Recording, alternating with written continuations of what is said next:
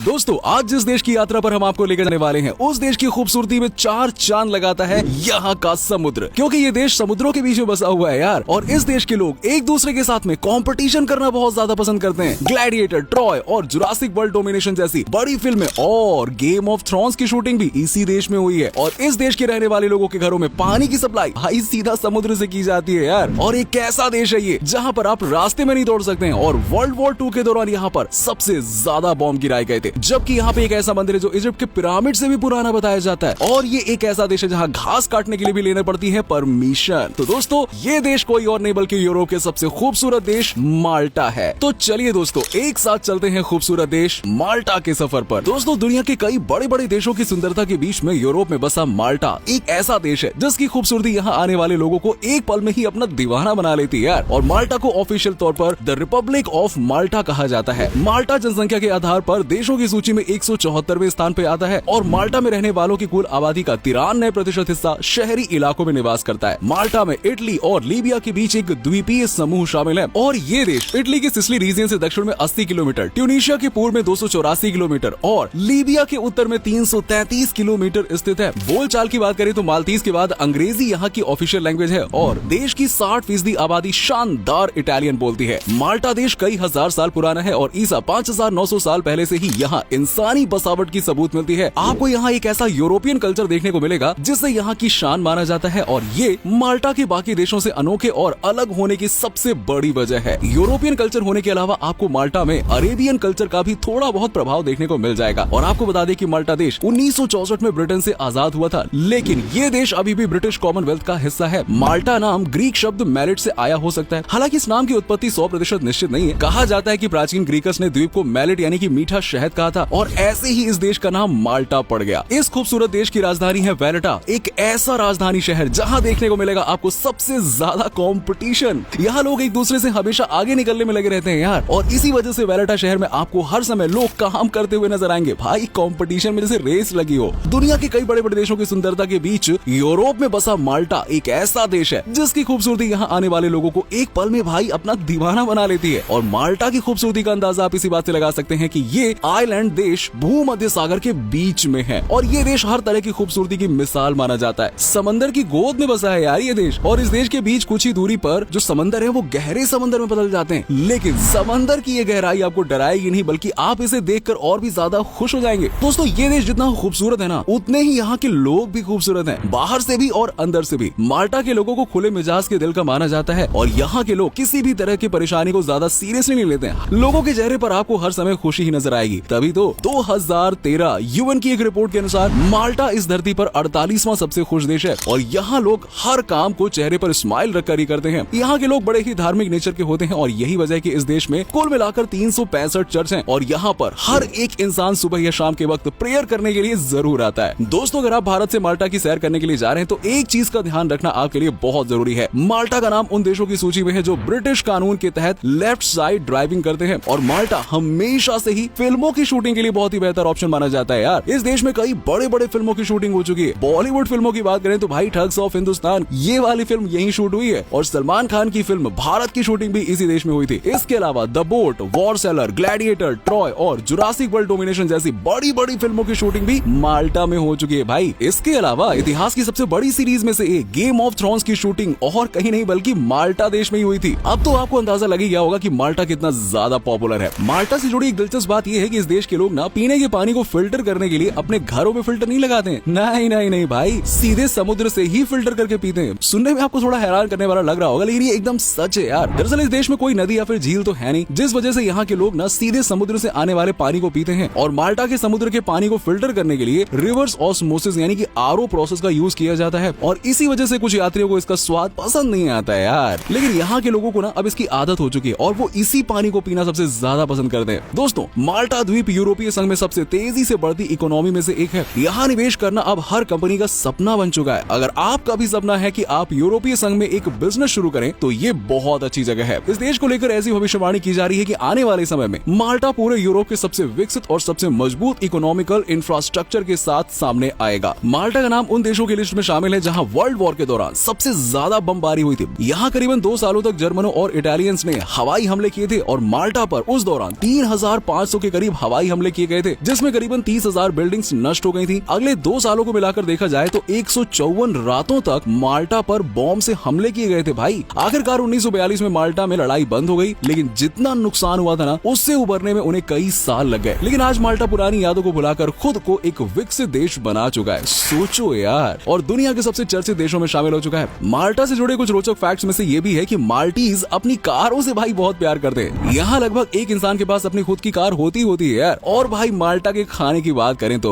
इस देश का नेशनल फूड है स्टाफताल फेरिक। इस देश में स्ट्रीट फूड का काफी ज्यादा क्रेज है और माल्टा में माल्टीज ब्रेड बहुत ज्यादा पसंद की जाती है। इसके अलावा यहाँ के पेस्ट्री और स्नैक्स भी भाई काफी टेस्टी माने जाते हैं। इसके अलावा माल्टा में मछली हमेशा लोकप्रिय रही है और इसमें बड़ा समुद्र है, तो भाई मछली तो आसानी से मिल जाएगी ना। और इसी वजह से माल्टा के लोगों को ना मछली खाना बहुत ज्यादा पसंद है। साथ ही माल्टा के लोगों को ना खरगोश खाना भी बहुत ज्यादा पसंद है। और विडो सूप एक खरगोश के मीट से बनाया जाने वाला सूप है, जो भाई बड़े चाव से एकदम चटोरे की तरह लोग यहाँ खाते हैं। वहीं अगर माल्टा के सबसे पॉपुलर ड्रिंक की बात करें तो किनी यहाँ पे सबसे ज्यादा पॉपुलर ड्रिंक है और ये एक तरह के ऑरेंज ड्रिंक है जो पूरे के पूरे माल्टा देश में पसंद की जाती है। यहाँ किसी भी रेस्टोरेंट या फिर कैफे में आपको किनी की सिप लेते हुए लोग दिख जाएंगे, बढ़िया जैसे एकदम चाय पीते ना अपने यहाँ पे वैसे ही। गर्मियों के मौसम में इस ड्रिंक की डिमांड माल्टा में सबसे ज्यादा रहती है, क्योंकि किनी को ठंडे पानी में ही सबसे ज्यादा मजा आता है। दोस्तों अगर यहाँ पे त्योहारों की बात करें ना, तो माल्टा में कई संस्कृति की झलक देखने को मिलती है। आपको यहाँ कई फेस्टिवल और ग्रैंड इवेंट सेलिब्रेट होते हुए दिखाई देंगे। लेकिन अगर फेस्टिवल में सबसे बड़े फेस्टिवल की बात करें तो माल्टा में मनाया जाता है वो है सांता